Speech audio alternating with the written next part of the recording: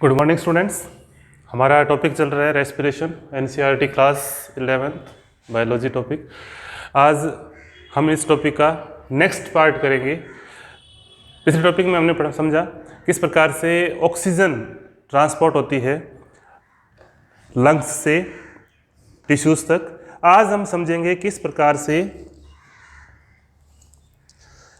प्रकार से CO2 जो टिश्यूज़ में जनरेट होती है, टिश्यूज़ के कैटाबॉलिक रिएक्शन जो होती है, उस रिएक्शन के द्वारा फूड मॉलिक्यूल को तोड़ा जाता है और उसके बाद में उस फूड मॉलिक्यूल से ग्लाइकोलाइसिस, क्रेब्स और ETS के द्वारा रेस्पिरेशन होकर CO2 जनरेट होती है। उस CO2 को, कार्बन डाइऑक्साइड को शरीर से बाहर निकालना ज़रूरी हो जाता है। तो वो टिश्यूज़, वो सेल जो होती हैं, वहाँ पर CO2 का प्रेशर बढ़ने लगता है। तो उसको बाहर निकालने के लिए यही ब्लड सर्कुलेशन सिस्टम हेल्प करता है। कैसे हेल्प करता है हम देखते हैं। तो आज का हमारा टॉपिक है ट्रांसपोर्ट ऑफ CO2 या कार्बन डाइऑक्साइड का परिवहन किस प्रकार से होता है। मुख्य रूप से हमने देखा कि लंग्स के लेवल पर जो ऑक्सीजन का आंशिक दाब, पार्शियल प्रेशर जो होता है, वो लगभग 90 to 100 mmHg होता है। उसके आधार पर जो ऑक्सीजन है वो ब्लड के अंदर हीमोग्लोबिन के साथ जुड़ती है। अब टिश्यू लेवल पर जबकि CO2 का पार्शियल प्रेशर कितना होता है, लगभग 40, लेकिन इसके अगेंस्ट टिश्यू के ऊपर जो ऑक्सीजन का पार्शियल प्रेशर होता है वो 40 mmHg होता है, जबकि CO2 का पार्शियल प्रेशर जो होता है वो कितना होता है, 45 mmHg होता है। तो पार्शियल प्रेशर टिश्यू के ऊपर CO2 का ज़्यादा होता है। यहाँ भी विसरण विधि के द्वारा, मतलब कि ब्लड के साथ इसका एक्सचेंज होता है और ब्लड में CO2 डाल दी जाती है और ब्लड में से ऑक्सीजन को हीमोग्लोबिन से अलग कर लिया जाता है। अब ऑक्सीजन जो CO2 है, जो कार्बन डाइऑक्साइड गैस है, उसका ट्रांसपोर्ट 3 अलग अलग विधियों से होता है। पहला मेथड है, यहाँ पर पहली विधि जो होती है उसके द्वारा मेथड जो है वो होता है फिजिकल सॉल्यूशन के रूप में,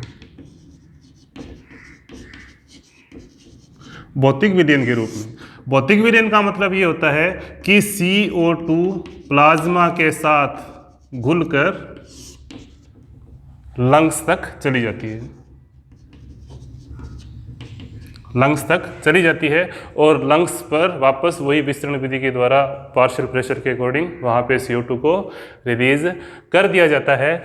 फिजिकल सॉल्यूशन के द्वारा केवल 7% CO2 ही, कुल जो CO2 जनरेट होती है बॉडी के अंदर, उसमें से कुल 7% CO2 ही बॉडी से बाहर निकल पाती है। दूसरा जो मेजर है, इम्पोर्टेंट है, वो होता है केमिकल सॉल्यूशन के रूप में, रासायनिक विलयन के रूप में। केमिकल सॉल्यूशन के रूप में लगभग ये मानो 67 to 70% जो है CO2 रिलीज होती है, और वो रिलीज होती है बाइकार्बोनेट्स के रूप में।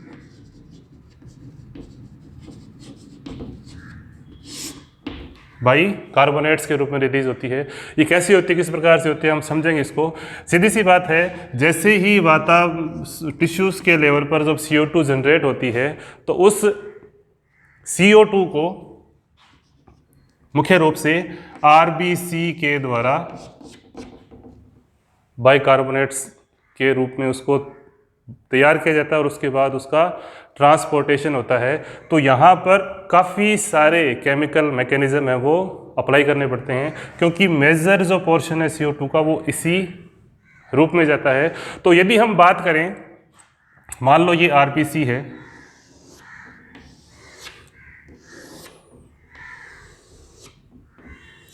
ये RBC की एक सेल है, RBC जिसको एरिथ्रोसाइट्स बोलते हैं। इस RBC जो है ब्लड के अंदर पाई जाती है, जिसमें कुछ प्लाज्मा का पार्ट है वो CO2 को अपने साथ जोड़ लेता है, बाकी जो मेजर पोर्शन होता है इस RBC के पास यहाँ क्या होगा, वातावरण उस टिश्यू से जैसे ही CO2 आएगी उस CO2 को RBC के पास वाटर मॉलिक्यूल होंगे, उनके साथ जुड़कर एक मॉलिक्यूल बनाता है कार्बोनिक एसिड। क्या बनाएगा वो, कार्बोनिक एसिड H2CO3। ये एक अनस्टेबल कंपाउंड होता है, इसके ऊपर एक एंजाइम काम करता है कार्बनिक एनहाइड्रेज। क्या नाम करेगा, कार्बनिक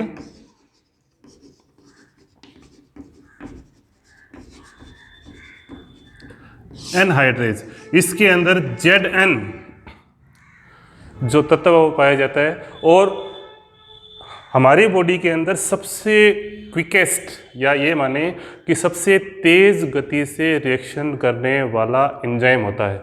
जैसे ही CO2 मिलती है वाटर मॉलिक्यूल के साथ, जैसे ही कार्बनिक एसिड बनता है, क्या बनाएगा ये, कार्बनिक एसिड बनेगा। वो कार्बनिक एनहाइड्रेज एंजाइम Ca इसको शॉर्ट रूप में रखते हैं, कार्बनिक एनहाइड्रेज एंजाइम की प्रेजेंस में ये टूट जाता है H पॉजिटिव और HCO3 नेगेटिव के रूप में। H पॉजिटिव जो अणु जो प्रोटॉन हैं, ये क्या होगा, ये RBC के अंदर जो हीमोग्लोबिन है उससे जुड़कर क्या बना लेगा, HbH। इसका नाम क्या है,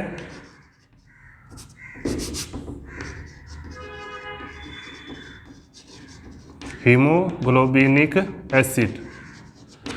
इस हीमोग्लोबिनिक एसिड के कारण जो ब्लड का pH है वो ये एक तरह से बफर का काम करता है। नॉर्मल pH लगभग होता है 7.4, लेकिन इसके बनने के बाद में ब्लड का हल्का सा जो pH होता है वो एसिडिक नेचर का हो जाता है 7.34, कुछ मात्रा में pH बदल जाता है।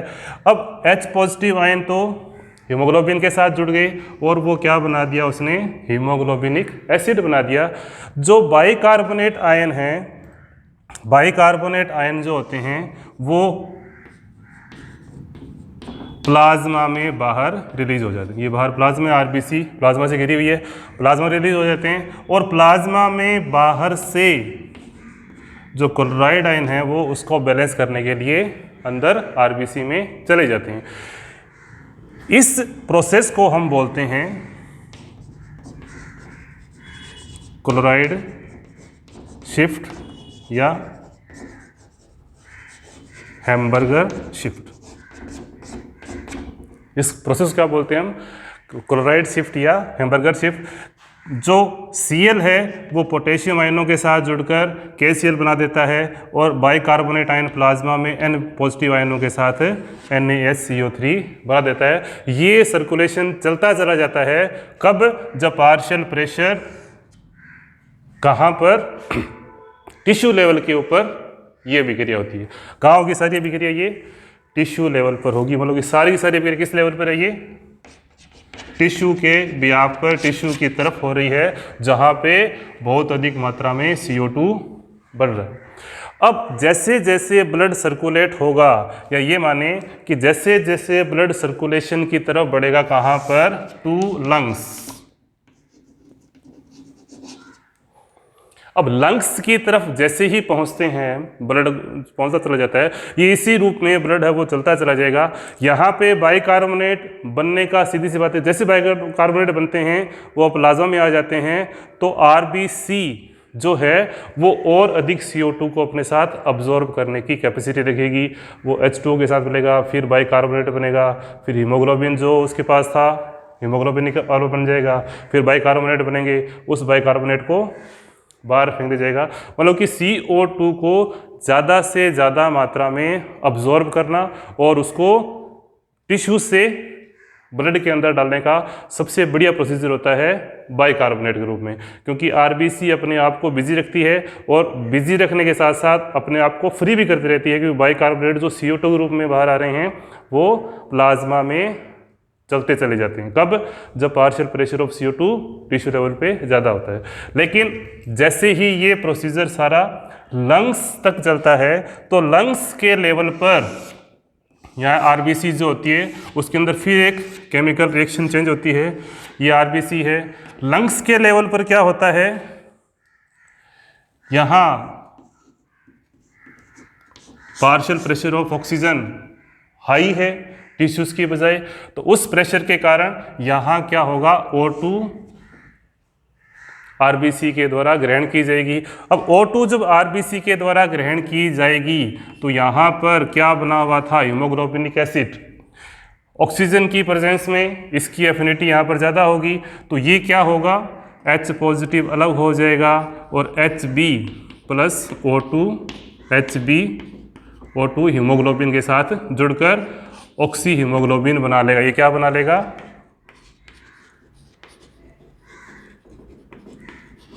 Oxy haemoglobin. अब ये ऑक्सी हीमोग्लोबिन तो यहाँ बन गया।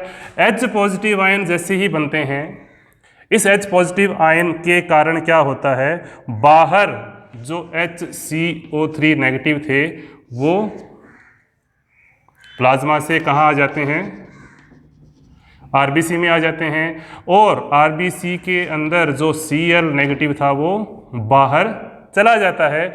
अब इस दौरान क्या होगा, H पॉजिटिव आयन और HCO3 नेगेटिव प्लस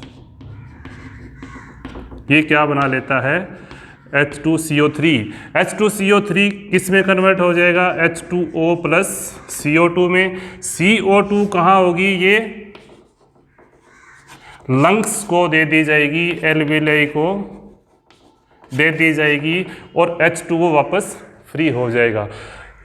अब यहाँ पे आरबीसी के पास क्या पहुँच गया, ऑक्सी हीमोग्लोबिन। अब ये आरबीसी वापस कहाँ जाएगी, टिश्यू तक जाएगी ऑक्सी हीमोग्लोबिन लेकर। वहाँ पे वही पार्शियल प्रेशर का चक्कर पड़ेगा, ऑक्सीजन वहाँ रिलीज कर दी जाएगी, CO2 को रिसीव कर दिया जाएगा, और इस तरह से ये प्रोसीजर लगातार चलता रहेगा।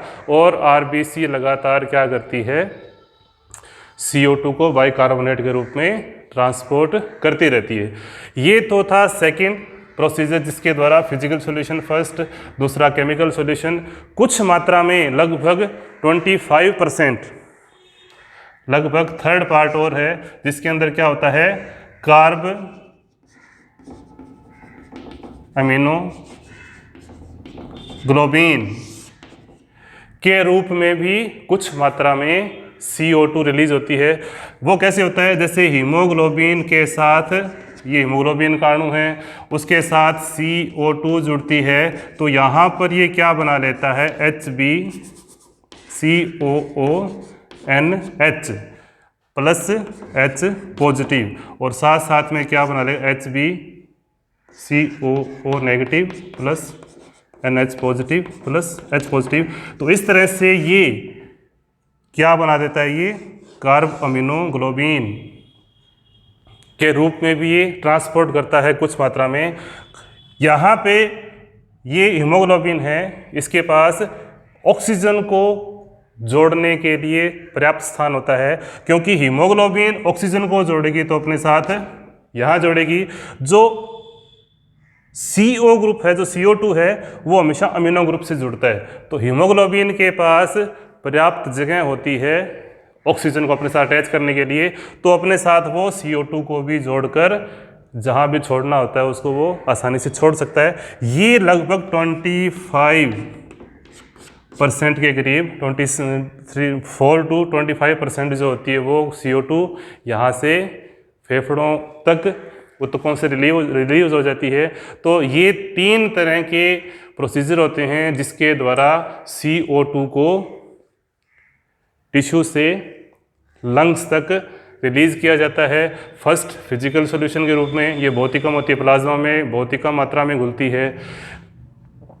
दूसरा केमिकल सॉल्यूशन के रूप में, जिसमें बाइकार्बोनेट जो होते हैं वो मुख्य रूप से होते हैं। बाइकार्बोनेट बनते कैसे हम पूरा समझ चुके, इस प्रकार से होता है। और थर्ड होता है कार्ब अमीनो ग्लोबिन के रूप में, जिसके अंदर कुछ हीमोग्लोबिन जो होते हैं वो अपने साथ CO2 को अटैच कर लेते हैं और कार्ब अमीनो ग्लोबिन बना लेता है। ये कार्ब अमीनो ग्लोबिन है, haemoglobin plus carb amino group, carbon amino group, तो कार्ब अमीनो ग्लोबिन बन गया। कुछ मात्रा में वो भी रिलीज हो जाता है। पार्शियल प्रेशर ज़्यादा होगा तो कार्ब अमीनो ग्लोबिन बनेगा, और पार्शियल प्रेशर जब CO2 कम होगा तो वहाँ से CO2 लंग्स से एल्वेलाई की तरफ रिलीज हो जाएगी। तो मेनली सब किसका काम है, पार्शियल प्रेशर का काम है। जितना आंशिक दाब किसी गैस का ज़्यादा होगा, विसरण विधि के द्वारा वो किसी पदार्थ से जुड़ जाएगी, जहाँ दाब कम होगा तो वहाँ से वो रिलीज़ होकर टिश्यूज़ से या ऊतकों से या सेल से बाहर निकल जाएगी। तो ये प्रोसीजर है ट्रांसपोर्ट ऑफ CO2। अब इनके ऊपर और कौन कौन से फैक्टर काम करते हैं, किस प्रकार से वो फैक्टर अप्लाई होते हैं, तो नेक्स्ट वीडियो में हम समझेंगे। उस पर बोर इफेक्ट काम करता है, सिग्मोइड कर्व जो होता है वो पार्शियल प्रेशर किस प्रकार से काम करता है, हम उसको नेक्स्ट वीडियो में समझेंगे।